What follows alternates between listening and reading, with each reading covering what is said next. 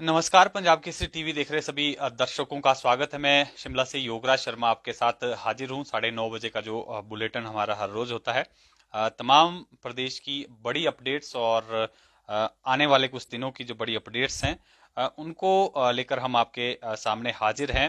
अ, सबसे पहले बात कर लेते हैं जो जया मामा जो नारा है, जो एनपीएस कर्मचारी के अ, विरोध प्रदर्शन के दिन जो है वो निकलकर सामने आया और सोशल मीडिया पे ये नारा बिल्कुल पूरी तरह से वायरल हो रहा है। और अब इस नारे की जो गूंज है वो विधानसभा सदन के अंदर भी दिखने लगी है और कहीं ना कहीं ये नारा जो है वो हिट हुआ है। लेकिन पक्ष और विपक्ष इस नारे को लेकर जो है काफी बहसबाजी में जो है वो उतर आए हैं। सदन के अंदर लगातार जो है इसको लेकर घमासान चल रहा है। आज भी विधानसभा सदन के अंदर पक्ष और विपक्ष के बीच में काफी नोकझोंक जो है इसको लेकर हुई और मुख्यमंत्री ने भी जो है साफ तौर पर कहा कि इस तरह की अभद्र जो नारेबाजी हुई है, ये बर्दाश्त योग्य नहीं है। हालांकि सदन के अंदर आज जो विपक्षी विधायक जगत सिंह नेगी है, उनकी तरफ से नियम एक 323 के तहत पॉइंट ऑफ ऑर्डर जो है वो लाया गया था और उन्होंने कहा था कि 5 मार्च को जो जब वो बजट भाषण में जो है वो चर्चा में भाग ले रहे थे, उस दौरान जो मुख्यमंत्री हैं, उन्होंने सदन के अंदर जो है विधायक को लेकर जो है अपशब्द कहे, मर्यादित भाषा और जो संसदीय भाषा है उसका प्रयोग किया। इसको लेकर ये प्रस्ताव लाया गया, लेकिन इस दौरान भी इनके बीच जो है कहीं ना कहीं बहसबाजी होगी। मुख्यमंत्री ने भी जिस तरह से जया मामा मानदा नहीं का जो नारा एनपीएस कर्मचारियों ने लगाया था, सिरमौरी भाषा का ये नारा है, इसको लेकर मुख्यमंत्री ने कहीं ना कहीं पक्ष पर जो है वो सवाल किए कि ये नारा जो है वो उचित नहीं है। मुख्यमंत्री के खिलाफ इस तरह का नारा जो है प्रयोग में नहीं लाया जाना चाहिए था। और क्योंकि सदन के अंदर भी नेता विपक्ष ने भी यही नारा जो है वो दोहराया और जगत सिंह नेगी की तरफ से भी जो है बयानबाजी हुई, तो कहीं ना कहीं घमासान बढ़ा और वॉकआउट की नौबत जो है वो आ गई। तो कहीं ना कहीं ये नारा जो है वो जो एनपीएस कर्मचारियों ने ओल्ड पेंशन की बहाली को लेकर दिया था, इसकी गूंज जो है वो पूरे प्रदेश भर में जो है पहले ही है। और अब विधानसभा सदन के अंदर भी इसको लेकर जो है आज हंगामा हुआ, काफी गहमा गहमी रही। और हालांकि जो विपक्षी विधायक हैं उन्होंने इस नारे को गलत नहीं कहा। उनका ये मानना है कि सरमौरी भाषा में जो है इस तरह का नारा लगाया जाता है, इसमें मुख्यमंत्री अपना अपमान जो है गलत समझ रहे हैं। और इसको लेकर साफ तौर पर उन्होंने कहा कि ये सिरमौरी लैंग्वेज में जो है प्यार से इसको कहा जाता है और मामा शब्द कोई बुरा शब्द नहीं है। तो कहीं ना कहीं इसको लेकर काफी हंगामा जो है वो सदन के अंदर हुआ, वॉकआउट हुआ। और जो आज का दिन था वो भी गहमा गहमी वाला जो है वो रहा। इसके अलावा जो विधायक विक्रमादित्य सिंह है और राकेश पठानिया है, उनके बीच जो द्वंद्व चला है वो लगातार बरकरार है। आज भी जो मंत्री राकेश पठानिया है उन्होंने विक्रमादित्य सिंह के ऊपर कई टिप्पणियां की और कहा कि जो व्यक्ति पहले से ही जमानत पर चल रहे हैं वो जो है मंत्री को खलड़ी में रहने की सलाह दे रहे हैं, जबकि उम्र में जो राकेश पठानिया हैं वो उनसे काफी बड़े हैं। इसलिए उनके खिलाफ इस तरह की भद्र टिप्पणी जो है वो विक्रमादित्य सिंह की तरफ से नहीं होनी चाहिए थी। जबकि दूसरी ओर विक्रमादित्य सिंह भी अपनी बात पर अड़े हुए हैं। उनका साफ तौर पर यही कहना है कि वीरभद्र सिंह के अपमान में जो है जो शब्द मंत्री ने कहे हैं वो बर्दाश्त से बाहर है, वो सहन नहीं किए जाएंगे। तो कहीं ना कहीं ये गतिरोध भी इनके बीच जो है वो बढ़ता ही जा रहा है और लगातार इसको लेकर जो है एक दूसरी तरफ से बयानबाजी जो है वो चल रही है। अब इसके अलावा अब बात कर लेते हैं आयुर्वेदिक डॉक्टर्स की। हमारे साथ बहुत जो डॉक्टर्स हैं वो जुड़े हुए भी हैं। बजट को लेकर जो है जो आयुर्वेदिक डॉक्टर हैं, प्रशिक्षु हैं, जो डिप्लोमा डिग्री लेकर जो हैं वो बैठे हैं, वो इस बजट से काफी जो हैं वो निराश नजर आ रहे हैं। और पिछले 4 साल से इनका आरोप है कि पिछले 4 साल से सरकार आयुर्वेदिक जो डॉक्टर हैं उनकी भर्तियों को लेकर जो है उनको लटकाया जा रहा है, भर्तियां हो नहीं रही है। जबकि प्रदेश में लगभग 450 के आसपास जो पद हैं आयुर्वेदिक चिकित्सकों के, वो खाली चल रहे हैं। कई डिस्पेंसरीज जो ऐसी हैं जहां पर डॉक्टर्स ही नहीं है, और कुछ डिस्पेंसरियां केवल नर्सों के सहारे जो हैं वो चल रही हैं। तो कहीं ना कहीं सरकार पर ये आरोप लगाया है, आयुर्वेदिक विभाग पर ये आरोप लगाया है। कई बार जो है आयुर्वेदिक मंत्री, जो स्वास्थ्य मंत्री राजीव सहजल से इसको लेकर वो मसला उठाते आए हैं। पिछले 4 वर्षों से लगातार जो है भर्तियां करने को लेकर जो है वो आग्रह कर रहे हैं, लेकिन जो है सरकार इस तरफ गौर नहीं कर रही है। हालांकि सरकार दूसरी तरफ प्रदेश में आयुर्वेदिक जो चिकित्सा पद्धति है उसको अपनाने की बात कर रही है, ज्यादा से ज्यादा लोगों को इससे जुड़ने की बात कर रही है, लेकिन दूसरी तरफ इस तरह का रवैया जो है वो सामने आ रहा है। तो कहीं ना कहीं जो आयुर्वेदिक चिकित्सक हैं उनमें इसको लेकर काफी नाराजगी है। और Himachal Pradesh integrated doctor association के पदाधिकारियों की जो है वो शनिवार को एक बैठक भी हुई है। अध्यक्ष इनके नीतीश पाल शर्मा जी हैं, जिनकी अध्यक्षता में ये बैठक हुई है, और बजट को उन्होंने साफ तौर पर नकारा है और कहा है कि आयुर्वेदिक डॉक्टरों के साथ जो है लगातार डॉक्टर के साथ जो है सरकार सौतेला व्यवहार कर रही है। सरकार जो है इन पदों को भरने को लेकर जो है कोई भी कदम नहीं उठा रही है। 450 पद जो है वो प्रदेश भर में खाली चल रहे हैं। तो कहीं ना कहीं इनकी नाराजगी भी बजट को लेकर है, और पूर्व सरकार में ही जो है वो कुछ भर्तियां हुई थी, लेकिन इस बार भी इस बजट में भी निराशा ही हाथ लगी है, और 4 साल से जो है इनकी भर्तियां नहीं हो पा रही, और लगभग 4,000 BAMS की डिग्री जो ये आयुर्वेदिक डॉक्टर जिन्होंने की है, ये नौकरी की तलाश कर रहे हैं। सरकार से इनकी लगातार मांग यही है कि चिकित्सकों की भर्ती को लेकर सरकार कोई फैसला ले, लेकिन डिग्री करने के बावजूद जो है ये बेकार बैठे हैं, घर में बेरोजगार हैं। तो कहीं ना कहीं इन्होंने साफ तौर पर नाराजगी जो है इस बजट को लेकर जाहिर की है। और बहुत से डॉक्टर जो आयुर्वेदिक डॉक्टर MD और MS करके आयुर्वेदा चिकित्सक अधिकारी के पदों पर कार्यरत है, जबकि इनके लिए अलग से पोस्टों का जो है वो प्रावधान होना चाहिए था, लेकिन इनके विषय को लेकर जो है सरकार भी कोई कदम नहीं उठा पा रही है। और 4 सालों से लगातार सरकार के समक्ष इन्होंने मामला उठाया भी है, लेकिन सरकार जो है इस तरफ गौर नहीं कर रही है। साफ तौर पर इन्होंने मुख्यमंत्री और जो आयुर्वेद मिनिस्टर हैं उनको इसको लिए जो है वो जिम्मेदार ठहराया है, और सरकार से मांग की है कि इनकी तरफ भी गौर किया जाए, क्योंकि 4,000 लोग जो हैं ये प्रशिक्षित हैं, बावजूद इसकी इनकी सेवाएं नहीं ली जा रही हैं। 4 सालों से जो है कोई नई रिक्रूटमेंट जो है इसको लेकर नहीं की गई। तो एक बार इन्होंने फिर से जो है वो सरकार से आग्रह किया है कि स्वास्थ्य मंत्री और मुख्यमंत्री इस तरफ जो है वो गौर करे, ताकि इनकी भर्तियां भी हो सके, और दूर दराज के क्षेत्रों में और तमाम प्रदेश के जो भी चिकित्सा केंद्र है वहां पर इनकी सेवाएं जो है वो ली जा सकें, और बेहतर स्वास्थ्य सुविधाएं जो है वो प्रदेश के लोगों को मुहैया हो सके। इसको लेकर जो है इन्होंने आग्रह ये सरकार से किया है। और साफ तौर पर इनका कहना है कि बजट में इस बार भी इनको निराशा ही लगी है। सरकार जो है इनकी तरफ जल्द से जल्द जो है वो गौर करे। तो कहीं ना कहीं ये भी जो है बजट से निराश है। इसके अलावा अब बात कर लेते हैं अगली अपडेट की, जो आउटसोर्स कर्मचारियों की है। आउटसोर्स कर्मचारी भी लगातार सरकार से मांग कर रहे थे कि उनके लिए कोई पॉलिसी जो है वो सरकार लेकर आए, निर्धारित करे, लेकिन फिलहाल जिस तरह से बजट में सरकार ने ये निर्णय लिया है कि जो इनके पैसे हैं वो बढ़ाए जाएं, लेकिन पॉलिसी को लेकर जो है सरकार ने स्थिति स्पष्ट जो है वो नहीं की है। और इसी से नाराज जो आउटसोर्स कर्मचारी हैं वो 9 मार्च को विधानसभा का घेराव करने जा रहे हैं। भारी तादाद में जो है वहां पर जो आउटसोर्स कर्मचारी हैं वो पहुंचेंगे, और सरकार के खिलाफ एक बड़ा धरना प्रदर्शन जो है वो किया जाएगा, और कोशिश की जाएगी कि सरकार को जगाया जाए। क्योंकि हालांकि सरकार की तरफ से एक कैबिनेट सब कमेटी का जरूर गठन किया गया है, जो आउटसोर्स कर्मचारियों को पॉलिसी निर्धारित करने को लेकर जो है वो मंथन कर रही है, लेकिन फिलहाल क्योंकि बजट में इनको लेकर कोई अनाउंसमेंट नहीं हुई है, और उम्मीद थी कि बजट में मुख्यमंत्री कोई बड़ी अनाउंसमेंट कर सकते हैं। हालांकि जो पैसे हैं वो जरूर बढ़ाए गए हैं, और न्यूनतम जो सैलरी है वो 10,500 रुपए जो है वो की गई है। इसके अलावा जो कंपनीज हैं उनको साफ तौर पर निर्देश दिए गए हैं कि हर महीने पे स्लिप जो है इनको प्रोवाइड की जाएगी, ताकि कर्मचारी को पता रहे कि उसकी सैलरीज में से कितने पैसे कहाँ कटे, जो है पूरी जानकारी उसको रह सके, इसलिए जो है ये निर्देश जरूर दिए गए हैं, लेकिन पॉलिसी नहीं बनाई गई नियमित करने को लेकर। तो कहीं ना कहीं, जबकि विपक्षी दल जो है वो पहले ही कह चुका है कि हम जो है आउटसोर्स कर्मचारियों के लिए भी पॉलिसी बनाएंगे और ओपीएस की बहाली भी करेंगे, तो कहीं ना कहीं दबाव जो है वो कर्मचारियों की तरफ से भी और विपक्ष की तरफ से भी सरकार पर बनाया जा रहा है। बावजूद इसके बजट में इनको लेकर कोई बड़ा ऐलान नहीं हुआ, जिसके चलते 9 मार्च को विधानसभा का ये घेराव करेंगे और मुख्यमंत्री से एक बार फिर से मांग करेंगे कि इनको लेकर जो है कोई पॉलिसी निर्धारित की जाए।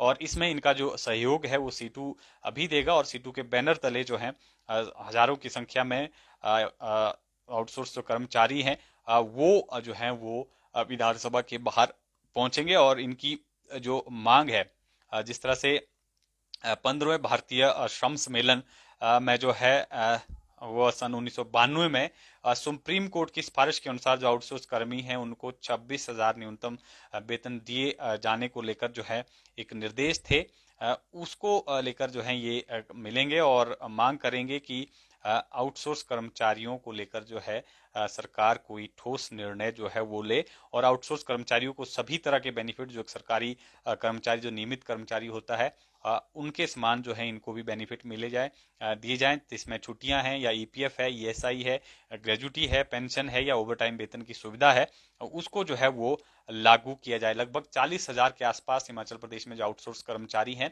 कार्यरत हैं, वो लगातार यही मांग कर रहे थे कि सरकार जो है उनकी तरफ इस जो है वो गौर करे और पॉलिसी लेकर जो है सरकार आए। तो ये जो है एक बड़ा घेराव होने वाला है 9 मार्च को। अब देखना होगा किस तरह का घेराव रहता है और क्या कुछ मुख्यमंत्री इनको आश्वासन देते हैं। इसके अलावा कैबिनेट की बात कर लेते हैं। हालांकि कैबिनेट की हमने आपको दिन में भी अपडेट दी थी। कैबिनेट के जो बड़े निर्णय हुए हैं, जिसमें जो मल्टीटास्क वर्कर हैं, 8,000 पद जो हैं इनके भरे जाने हैं शिक्षा विभाग में, इसको लेकर जो है कैबिनेट ने मंजूरी दी है। कैबिनेट में जो मेरिट के आधार पर जो है 8,000 पदों को भरने का बड़ा फैसला लिया है। हालांकि शिक्षा विभाग में जो है ये part time multi task worker जो हैं वो भरे जाएंगे, शिक्षा विभाग भरेगा। और एसडीएम की अध्यक्षता में, जिस तरह से हमने दिन में भी जानकारी दी थी, एसडीएम की अध्यक्षता में ये कमेटी गठित होगी और कमेटी के माध्यम से जो है ये पद भरे जाएंगे, जिसमें जो है कमेटी तय करेगी कि या जो अभ्यर्थी है, ये उनमें एक प्रोफार्मा जो है पूरा तैयार किया गया है, जिसमें अगर कोई बीपीएल परिवार है, आर्थिक रूप से कमजोर है, और मेरिट जो है वो नंबरों की, मार्क्स के आधार पर निर्धारित की जाएगी, जिसकी मेरिट बनेगी उसको ही जो है वो रखा जाएगा, या विधवा है या पिछड़ी पंचायत से जो है वो संबंध रखता है। तो इसको लेकर भी जो है ये बड़ा निर्णय जो है आज कैबिनेट में लिया गया है। हालांकि पहले जो है मुख्यमंत्री को जो है 4,000 पद भरने को लेकर जो है इसमें सीधी भर्ती के माध्यम से सीधे मुख्यमंत्री के कोटे से निर्धारित होने थे, लेकिन डिस्प्यूट हुआ, कोर्ट में गया मैटर, और अब सरकार ने जो है इस तरह से इसकी भर्ती करने को लेकर जो है वो स्वीकृति दी है कैबिनेट ने। और इसके अलावा कैबिनेट ने जो विभिन्न सरकारी पद जो विभाग हैं उनमें करीब 200 विभिन्न श्रेणियों के पद भरने को लेकर भी स्वीकृति दी है, और 5 जो बीडीओ हैं उनको 5 बीडीओ के जो पद हैं उनको पदोन्नति के आधार पर, प्रमोशन के आधार पर भरने का निर्णय लिया है। और इसके अलावा जो मुख्यमंत्री आवास योजना के तहत 1300 नए मकान जो है, नए घर जो बनाने का भी कैबिनेट ने जो है वो प्रपोजल दिया है, मंजूरी दी है। और आबकारी नीति पर फिलहाल आज चर्चा नहीं हो पाई, और अगली कैबिनेट की बैठक में इसको लेकर जो है वो संभावना है कि इसमें जो है इसको लेकर मुहर लग सकती है। इसके अलावा बाढ़ बारिश की वजह से जो मकान बहते हैं, जिनको नुकसान होता है, उनके प्रभावितों को 1.5 लाख रुपए देने की मंजूरी भी कैबिनेट की तरफ से दी गई है। और एक संशोधन विधेयक भी विधानसभा सदन में लाया जाएगा, जो शिमला नगर निगम से संबंधित है, क्योंकि वार्डों की संख्या जो है 34 से बढ़ाकर अब 41 कर दी गई है। तो इसको लेकर भी जो है विधेयक जो है विधानसभा सदन में लाया जाएगा, और सदन की मंजूरी के बाद जो है इसको पारित किया जाएगा, और 41 वार्ड जो है वो शिमला के बन जाएंगे। नगर निगम शिमला के चुनाव भी काफी नजदीक है, जिसे देखते हुए डिलिमिटेशन जो है वो की गई है। इसके अलावा जो विद्यार्थी हैं, मेधावी छात्र हैं, उनको लैपटॉप देने को लेकर भी स्वीकृति जो है वो दी गई है। पहले ये मसला जो है लंबे अरसे से पेंडिंग था, लेकिन अब इसमें जो है वो मंजूरी दे दी है और लैपटॉप जो है वो छात्रों को मिलेंगे। हालांकि पहले इसमें प्रपोजल ये भी थी कि क्या मोबाइल जो है इन छात्रों को दिए जाए, मेधावी छात्रों को, लेकिन फिलहाल जो है इसको लेकर जो है वो सहमति बनी है कि लैपटॉप जो है वो इनको दिए जाएं। तो ये भी जो है कहीं ना कहीं काफी महत्वपूर्ण निर्णय जो है, जो छात्र लंबे अरसे से इंतजार कर रहे थे कि उनको भी उनको जो है वो लैपटॉप मिले, तो ये एक बड़ा निर्णय जो है इस कैबिनेट की बैठक में लिया गया है। इसके अलावा जो क्षत्रिय संगठन है वो भी सरकार के खिलाफ जो है मुकर हो गया है। हालांकि ऐलान पहले ही कर दिया गया था कि 16 मार्च को जो है वो शिमला बंद करेंगे।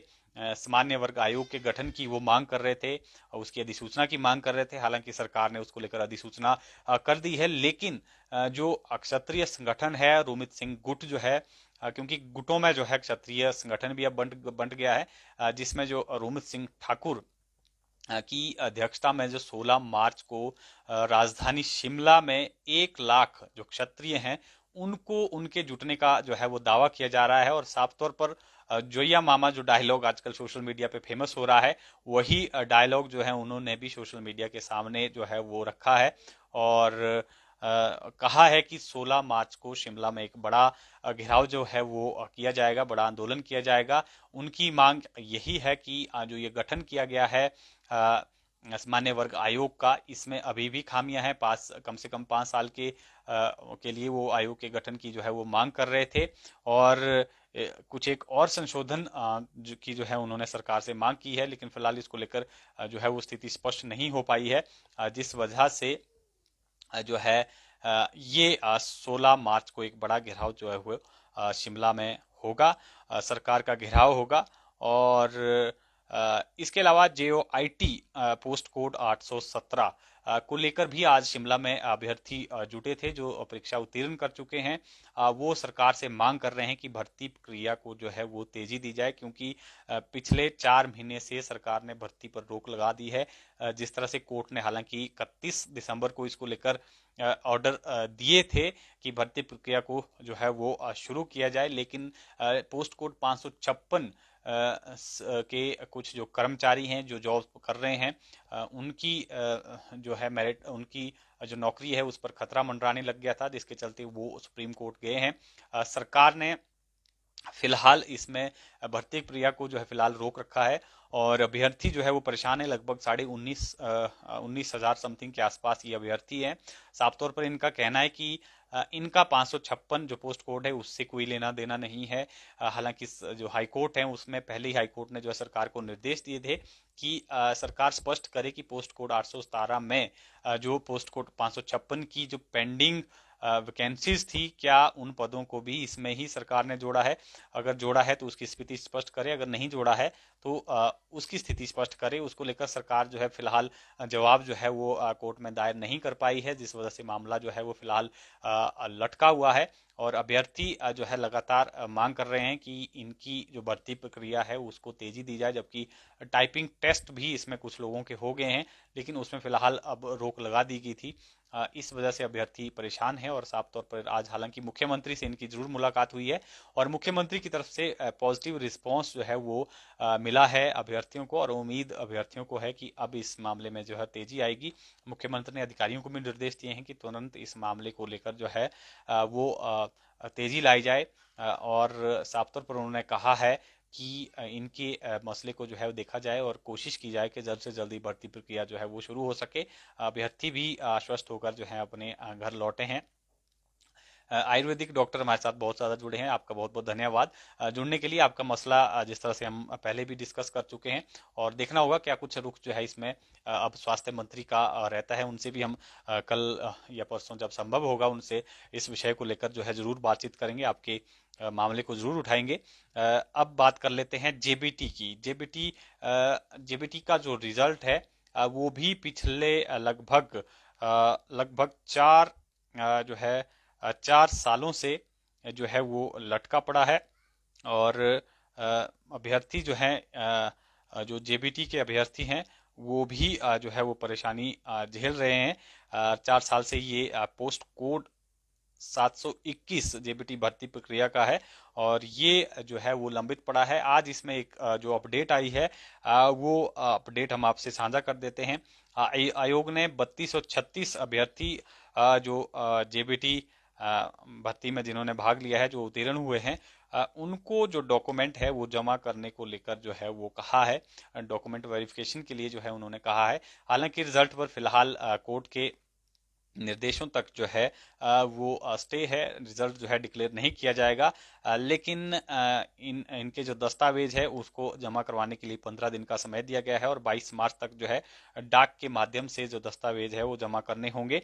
और इसमें जो ऑनलाइन भर्ती आवेदन प्रपत्र, 10वीं कक्षा का प्रमाण पत्र, 50% अंकों के साथ उत्तीर्ण 12वीं कक्षा के प्रमाण पत्र, जेबीटी एवं जेबीटी और जो जेबीटी का डिप्लोमा मांगा गया है और डिप्लोमा इन एलिमेंट्री एजुकेशन अध्यापक पात्रता परीक्षा का प्रमाण पत्र आदि दस्तावेज जो हैं वो जमा करने होंगे। इसके अलावा जो रिजर्व पोस्टें होती हैं रिजर्व कैटेगरी के लिए, SC ST OBC और दिव्यांग के लिए, उनको भी जो है जो प्रमाण पत्र की प्रतिलिपि है वो जो है वो जमा करवानी होगी। और हालांकि परीक्षा का जो अंतिम परिणाम है वो कोर्ट के आदेशों के बाद ही घोषित किया जाएगा। और आयोग ने 2018 को प्रारंभिक शिक्षा विभाग में जेबीटी अध्यापकों के 617 पद के लिए जो है वो आवेदन मांगे थे। इन पदों के लिए प्रदेश भर में 42,000 लोगों ने जो है वो अप्लाई किया गया था और अब जो है 3236 अभ्यर्थी जो है अंतिम परिणाम के लिए जो है पहुंचे हैं, जिनका अंतिम परिणाम निकलना है और 617 पद जो है वो भरे जाने हैं। और हालांकि 2019 में ये लिखित परीक्षा हुई थी और जिसमें 30,000 छात्र जो हैं वो पास हुए थे। लेकिन अभ्यर्थी बीएड इसमें जिस तरह से लिखित परीक्षा में करीब 30,000 जो है वो अभ्यर्थी उपस्थित हुए, लेकिन बीएड उत्तीर्ण अभ्यर्थियों ने न्यायालय में चले जाने के कारण भर्ती प्रक्रिया पर स्टे जो है वो लग गया था और अब जो है ये मामला पिछले लंबे समय से अटका हुआ है। अभ्यर्थी जो जेबीटी अभ्यर्थी हैं वो कहीं ना कहीं परेशानी वो भी झेल रहे हैं। और हालांकि फिलहाल जो डॉक्यूमेंटेशन है उसके लिए जो है वो आयोग की तरफ से, कर्मचारी आयोग की तरफ से निर्णय लिया गया है कि फिलहाल जो दस्तावेज है उनको उनकी उनकी वेरिफिकेशन जो है वो की जाए, लेकिन फाइनल रिजल्ट जो है उसके बाद ही घोषित जो है वो किया जाएगा। इसके अलावा एक और जो बड़ी अपडेट है वो एक कर्मचारी नेता, जिस तरह से संयुक्त कर्मचारी महासंघ का गठन हुआ है पे बैंड की विसंगति को लेकर, वो उसमें जो अध्यक्ष हैं, कर्मचारी नेता हैं वीरेंद्र चौहान, उनके खिलाफ जो है एक मामला जो है वो सामने आया है, जिसमें उनको एक ही दिन में तीन तीन जगहों पर जो है वो उपस्थित होने के ऑर्डर जो हैं वो दिए गए हैं। ये अपने आप में ही काफी दिलचस्प है। एक ही व्यक्ति को 8 मार्च को 3 जगह जो है वो पेश होने के ऑर्डर ऑर्डर हुए हैं, जबकि 2 जगह के ऑर्डर एक ही साइनिंग अथॉरिटी ज्वाइंट डायरेक्टर के हाथों जो शिक्षा विभाग, ज्वाइंट डायरेक्टर शिक्षा विभाग की तरफ से जो है वो हुए हैं। ये कहीं ना कहीं अपने आप में ही अजीबोगरीब मामला है। जिस तरह से कर्मचारी नेता जो है ये है और न्यू पे कमीशन की जो सिफारिशें लागू हुई है उसके खिलाफ ये मुखर हैं सरकार के खिलाफ, तो कहीं ना कहीं इनको जो है ये मुखरता जो है वो भारी पड़ रही है और सरकार के विरोध में नारेबाजी करने बारे, तो इनको लेकर जो है ये नोटिस जो है वो जारी किया गया है और इनको कहा गया है कि इनका जो है एक वीडियो जो है वो वायरल हुआ है, जिसका अवलोकन करने को अवलोकन किया गया है और हिमाचल प्रदेश सरकार के विरुद्ध नारेबाजी की, जो एक सरकारी कर्मचारी होने के नाते विभागीय कार्य और आचरण नियमावली के अनुसार पूर्णता अनुचित है। और इनको जो है कहा गया है कि ये CCS कंडक्ट नियमावली 1964 में जो है पूर्णता अवहेलना जो है इन्होंने की है। अतः इनको निर्देश दिए गए हैं कि वायरल ऑडियो के संबंध में अपना स्पष्टीकरण देने के लिए ये जो है 8 मार्च को इस कार्यालय में उपस्थित होकर लिखित रूप में, अन्यथा आपके विरुद्ध कार्रवाई की जाएगी। लिखित रूप में जो है इनको इसको लेकर जो है वो वहां पर स्पष्टीकरण देना है, अन्यथा इनके खिलाफ जो है वो कार्रवाई की जाएगी। तो एक इनको ये नोटिस दिया गया है, जबकि दूसरा नोटिस भी इनको जो है वो दिया गया है।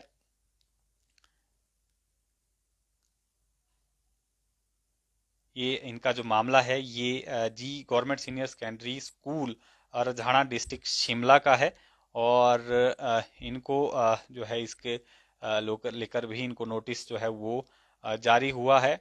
और इनको कहा गया है कि 7 या 8 मार्च 11 बजे जो है इनको प्रेजेंट होना है। और हायर एजुकेशन हिमाचल प्रदेश के ऑफिस में जो है इनको हाजिर होना है। और साफ तौर पर कहा है कि इसको लेकर भी एक जो मामला इनके खिलाफ हुआ है, स्पष्टीकरण जो है इनको दिया जाना है। इसके अलावा एक और तीसरा जो नोटिस है वो chief medical officer DDU zone Shimla hospital for medical examination, appearance इनको देनी है मेडिकल एग्जामिनेशन के लिए। चीफ मेडिकल जो सीएमओ ऑफिस डीडीयू अस्पताल का है, वहां पर जो है इनको प्रेजेंस देनी है 8 ही मार्च को सुबह 10 बजे।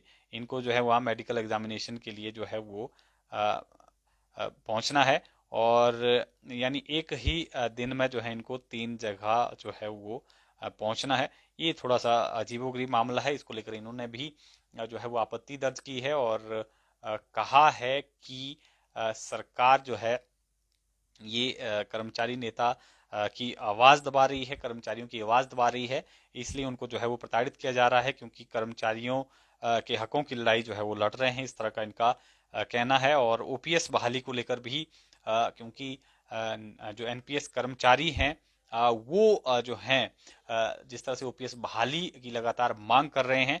और आज एनपीएस कर्मचारी के जो अध्यक्ष हैं उनकी तरफ से भी एक जो प्रेस रिलीज है वो आया है। और जिस तरह से 3 मार्च को विधानसभा घेराव इन्होंने किया था, तो इनके खिलाफ भी कहीं ना कहीं जो एफआईआर हैं वो हुई है। कुछ लोगों के खिलाफ एफआईआर हुई है शिमला बालूगंज थाने में। उन एफआईआर की कॉपी जो है कल ये जलाएंगे।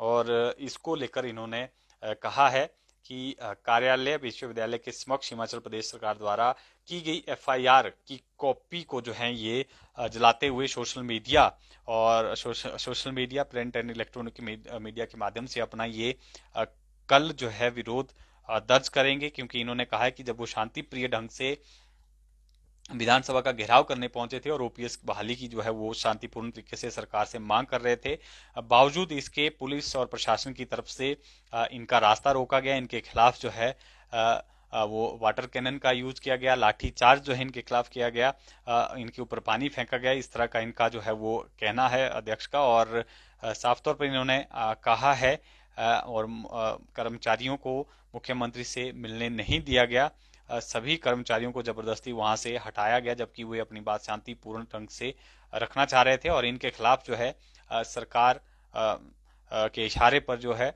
वो पुलिस थानों में जो है वो एफआईआर, झूठी एफआईआर दर्ज की है, जो बिल्कुल जो है वो निराधार है। उसी के विरोध में जो है ये कल जो है प्रदर्शन करेंगे। और सभी कर्मचारियों से इन्होंने आग्रह किया है कि वो 8 मार्च को अपना जो है आपत्ति दर्ज करे, जो एफआईआर की कॉपी है उसको जलाए। तो कहीं ना कहीं इन्होंने आंदोलन को तेज करने को लेकर भी कहा है कि वो ओपीएस की लड़ाई लड़ते रहेंगे जब तक ओपीएस की बहाली नहीं हुई। कर्मचारी इसी तरह से सड़कों पर उतर कर जो है वो विरोध प्रदर्शन करते रहेंगे, सरकार के खिलाफ जो है इस तरह का आंदोलन जो है उनका चलता रहेगा। इसके अलावा बात कर लेते हैं एक सीट जो शिमला संसदीय जो राज्यसभा का क्षेत्र पड़ता है, राज्यसभा सांसद जो है वो चुना जाना है। 31 मार्च तक जो है इसको लेकर चुनाव आयोग की तरफ से जो अधिसूचना है वो जारी हो गई है। और साफ तौर पर 31 मार्च तक जो है ये प्रक्रिया पूरी करने के जो है वो निर्देश हैं।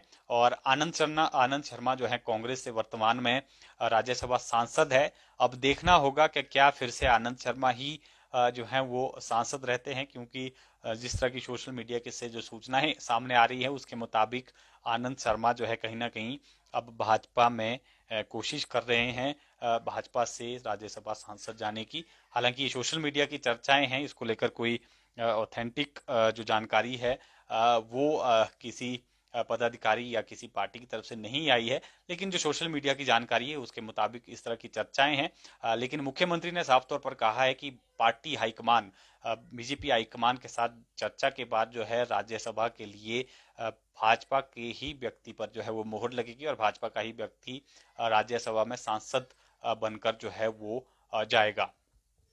तो उन्होंने साफ तौर पर निर्देश दिए हैं और साफ तौर पर कहा है कि पार्टी हाईकमान के साथ चर्चा होगी और चर्चा के बाद जो है वो नाम तय किया जाएगा। पार्टी हाईकमान जो है वो इस मामले को लेकर मुहर लगाएगी, क्योंकि प्रदेश में वर्तमान में भाजपा की सरकार है और बहुमत भाजपा के पास है। तो जाहिर तौर पर भाजपा का ही जो व्यक्ति है, भाजपा का ही जो पदाधिकारी है या कार्यकर्ता है, वो जो है वो राज्यसभा के लिए जाएगा। इससे पहले जो इंदु गोस्वामी हैं कांगड़ा संसदीय क्षेत्र से, वो जो है राज्यसभा के लिए नामित हुई थी। लेकिन अब 2 अप्रैल तक जो है आनंद शर्मा का कार्यकाल है, कांग्रेस नेता आनंद शर्मा का, वो सांसद हैं। अब उनकी जगह जो है वो कौन जाएगा, ये जो है आने वाले कुछ दिनों में इसको लेकर जो है वो स्थिति स्पष्ट होती हुई नजर आएगी। अब इसके अलावा अब बात कर लेते हैं कोविड की। कोविड अपडेट की बात कर लेते हैं। कोविड के मामलों में हिमाचल प्रदेश में लगातार जो है वो गिरावट नजर आ रही है। ये काफ़ी राहत भरी खबर जो है वो प्रदेश वासियों के लिए है, क्योंकि कोविड के केसेस में है वो लगातार कमी जो है हिमाचल प्रदेश में आ रही है। और एक व्यक्ति की आज कोविड के कारण मृत्यु हुई है। 58 साल के व्यक्ति जो मूल रूप से शिमला के रहने वाले थे, उनकी जो है वो कोविड के कारण जो है वो मृत्यु हुई है। ये काफ़ी राहत भरी खबर है कि कोविड के केसों में लगातार जो है वो गिरावट दर्ज हो रही है और मौत का आंकड़ा भी जो है पिछले कुछ दिनों से कम हुआ है। और पॉजिटिव केस जो है अगर आज की बात करें तो 83 लोग ही जो है आज के दिन पॉजिटिव जो हैं वो पाए गए हैं। ये भी काफ़ी राहत भरी खबर है। और आज सैंपल भी काफ़ी अच्छे हुए हैं। 4000 सैंपल जो हैं वो लिए गए थे और कोविड के मामले जो हैं वो 83 केस ही आज जो हैं वो पॉजिटिव पाए गए हैं। इसमें 5 मामले बिलासपुर के हैं, 13 मामले चंबा के हैं, 9 मामले हमीरपुर के हैं और 25 केस जो हैं वो कांगड़ा के हैं। किन्नौर में कोई मामला नहीं है। कुल्लू में 1 केस आया है, 1 मामला लाहौल स्पीति में कोई केस नहीं है। इसके अलावा 12 मामले मंडी में आए हैं और 10 केस जो हैं अब वो शिमला जिले में पॉजिटिव पाए गए हैं। 6 मामले सिरमौर में, 1 सोलन और 1 ही केस जो है वो ऊना में सामने आया है। तो ये कहीं ना कहीं जो है अब लगातार कोविड के मामलों में गिरावट दर्ज हो रही है। ये राहत भरी खबर प्रदेशवासियों के लिए है। और 96 लोग जो हैं आज कोविड से रिकवर भी हुए हैं। और एक्टिव केस की, अगर कुल एक्टिव केस की बात करें तो हिमाचल प्रदेश में केवल 498 ही एक्टिव केस जो हैं वो अब तक जो हैं वो अब जो हैं वो रह गए हैं। और अब तक अगर कोविड कंफर्म केस जो हैं अब तक कुल की बात करें तो 2,83,777 लोग जो हैं हिमाचल प्रदेश में पिछले 2 साल में पॉजिटिव जो हैं वो पाए गए हैं। और डेथ की आंकड़े की बात कर लें टोटल की तो 4105 जो है वो डेथ का आंकड़ा हो गया है कोविड के कारण। तो ये तमाम कुछ एक बड़ी अपडेट थी। पुलिस पे बैंड को लेकर भी काफी पुलिस के जवान हमारे साथ जुड़े हैं और पुलिस पे बैंड को लेकर जो है अपडेट्स आ रहे हैं। लेकिन फिलहाल पुलिस पे बैंड मामले को लेकर नोटिफिकेशन का आप इंतजार कर रहे हैं, लेकिन फिलहाल इसको लेकर जो है अधिसूचना नहीं हो पाई है। मंथन लगातार जो है वो चल रहा है। फाइनेंस और होम के बीच में फाइल जो है इधर उधर मूव कर रही है, लेकिन फाइनल सहमति जो है इसमें नहीं बन रही है। तो फिलहाल आपका मामला भी लगभग अब 2 महीने का वक्त जो है वो होने को है और 2 महीने में आपका मामला भी लटका हुआ ही है। उम्मीद यही है कि बहुत जल्दी आपके मामले को लेकर सरकार कोई ना कोई रास्ता निकालेगी। जिस तरह से मुख्यमंत्री ने जो 25 जनवरी की ये घोषणा थी और उन्होंने कहा था कि पुलिस पेमेंट की विसंगति को जो है सरकार दूर करेगी और अन्य विभागों की तर्ज पर ही, अन्य विभागों के समान ही आपके पेमेंट को जो है वो लागू किया जाएगा। यानी आपको भी बेनिफिट जो है वो 2 साल बाद दे दिया जाएगा, इस तरह का उनकी तरफ से बयान था। लेकिन इसको लेकर जो एक डिटेल अधिसूचना आनी थी, क्या कुछ प्रावधान किए गए, किस तरह से बेनिफिट मिलेगा और किस किस को क्या बेनिफिट मिलेगा, ये फिलहाल मामला जो है वो लटका हुआ ही है। अब अगर कुछ आप लोगों के सवाल हैं तो उसकी बात कर लेते हैं। आयुर्वेदिक डॉक्टर हमारे साथ जो बेरोजगार आयुर्वेदिक डॉक्टर हैं वो काफ़ी संख्या में जुड़े हैं। आपके मसले को जिस तरह से हमने आज पहले ही कहा कि हमने उठाया है, और स्वास्थ्य मंत्री से भी आपके मामले को उठाएंगे, उनसे उनसे भी जो है अपडेट आपको लेकर, जो है आपके मामले को लेकर जरूर साझा की जाएगी। किस तरह से सरकार आगे बढ़ेगी, क्या सरकार इसको लेकर प्रावधान करेगी, क्योंकि जिस तरह से जो पद खाली पड़े हैं कब तक जो है वो भरे जाने हैं। जिस तरह से लगभग 450 पद जो हैं आपके ये खाली चल रहे हैं, लेकिन 4 सालों से भर्ती नहीं हो पाई है। तो कहीं ना कहीं मसला काफ़ी गंभीर है स्वास्थ्य सेवाओं को लेकर, और लगातार हम कोशिश करेंगे कि इस मसले को सरकार से उठाया जाए।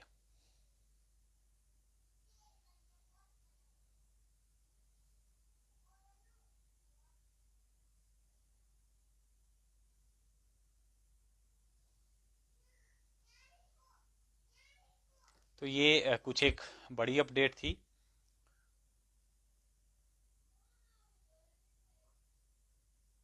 अब अगर आपके कुछ सवाल हैं तो उनको ले लेते हैं। पुलिस पेमेंट आयुर्वेदिक डॉक्टर काफ़ी संख्या में हमारे साथ जुड़े हैं। तो जेओआईटी, जी हाँ बिल्कुल, जेओआईटी का मसला जिस तरह से आज मुख्यमंत्री से डिस्कस जरूर हुआ है। आपके कुछ जो साथी अभ्यर्थी हैं वो पहुंचे थे, और सरकार की तरफ से पॉजिटिव रिस्पांस आया है। अब देखना होगा कब तक आपकी भर्ती प्रक्रिया जो है वो शुरू होती है। क्या कुछ सरकार जो है इसमें, क्योंकि चुनावी वर्ष है, इस वर्ष जो है उम्मीद की जा सकती है कि आपकी भर्ती प्रक्रिया जो है वो शुरू हो जाए और इसी वर्ष आपको नियुक्ति जो है वो मिल जाए। और पुलिस पेमेंट का मामला भी देखते हैं कितने दिनों में सुलझता है। और आयुर्वेदिक डॉक्टर, जिस तरह से हमने बताया कि इस स्वास्थ्य मंत्री के साथ आपके मामले को जरूर उठाएंगे। क्या कुछ जो है सरकार आपकी तरफ कदम बढ़ाती है, किस तरह से भर्तियों को लेकर सरकार की तरफ से आश्वासन मिलता है, इसको लेकर भी जरूर बातचीत करेंगे। तो फिलहाल के लिए इतना ही। आप ताज़ा तरीन अपडेट्स के लिए जुड़े रहें पंजाब के हिमाचल के साथ। कल नई अपडेट, नई जानकारी के साथ आपके साथ फिर जुड़ेंगे। तब तक के लिए आप बने रहें पंजाब के हिमाचल के साथ।